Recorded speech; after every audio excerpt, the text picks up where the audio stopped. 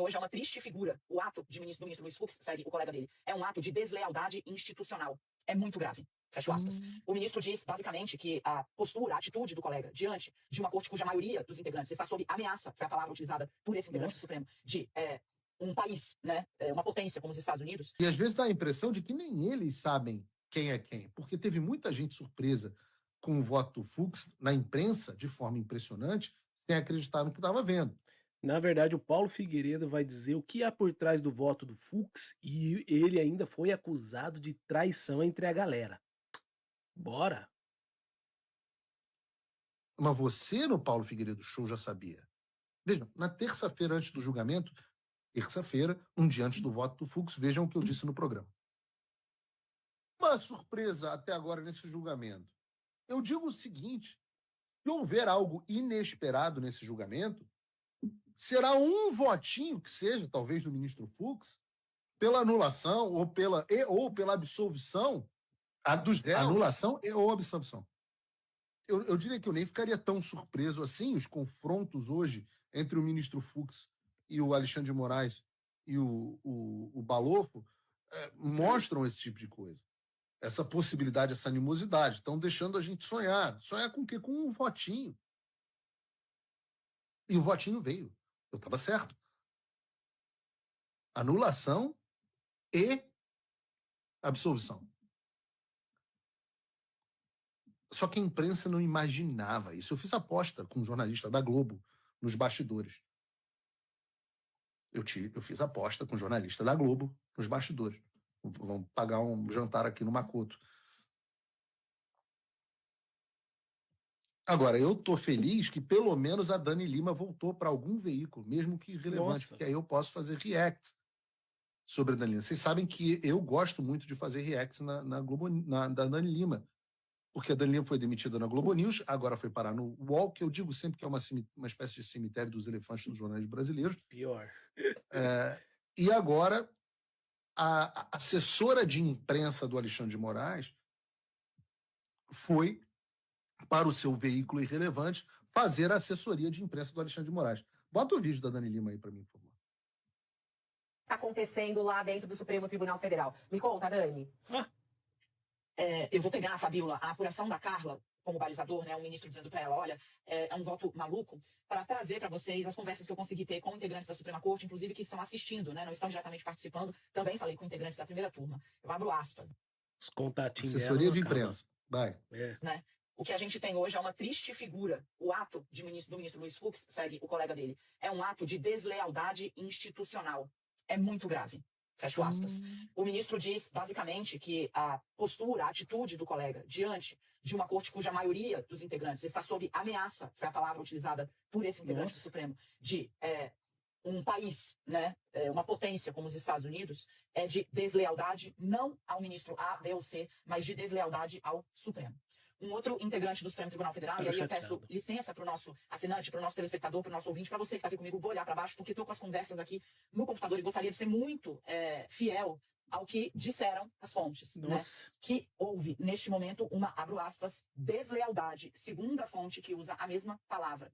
A fonte disse, ele votou em centenas de julgamentos sobre o 8 de janeiro, em tese diametralmente oposta que está utilizando agora.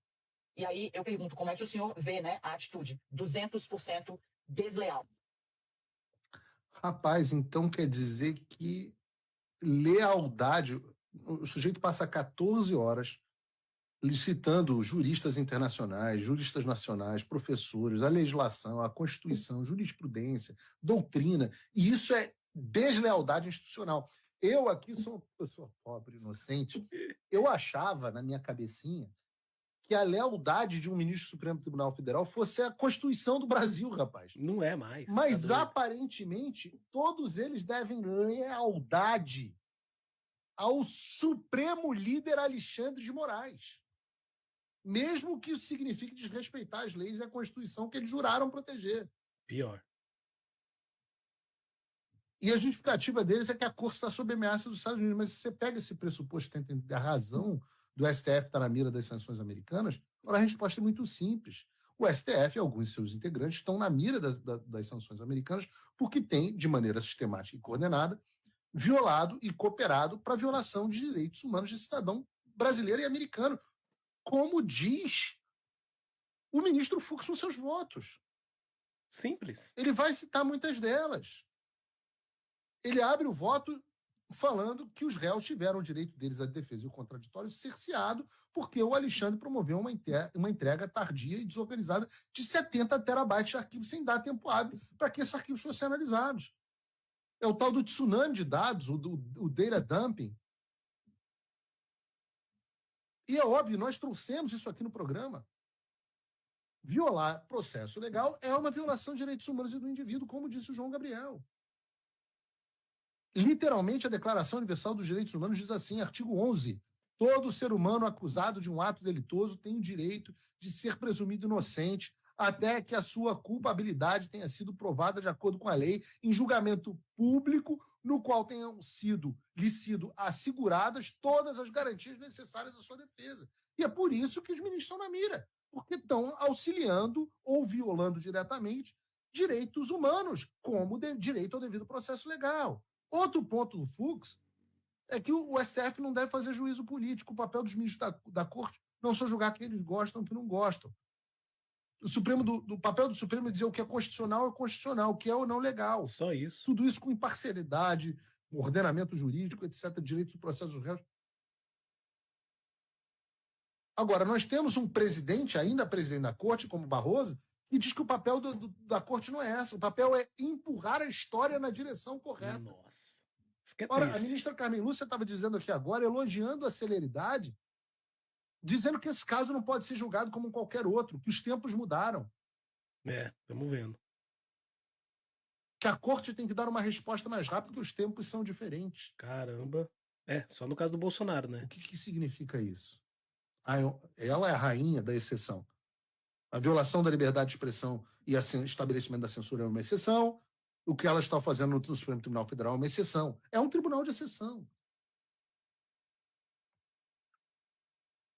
E é por isso que eles veem o voto do Fux como uma deslealdade. Porque, no fundo, para eles, l'estat c'est moi, eu sou o Estado. Eu sou o Estado. Eles são, a frase do Luís XIV, eles são o Estado. A deslealdade é ao imperador absolutista Alexandre de Moraes.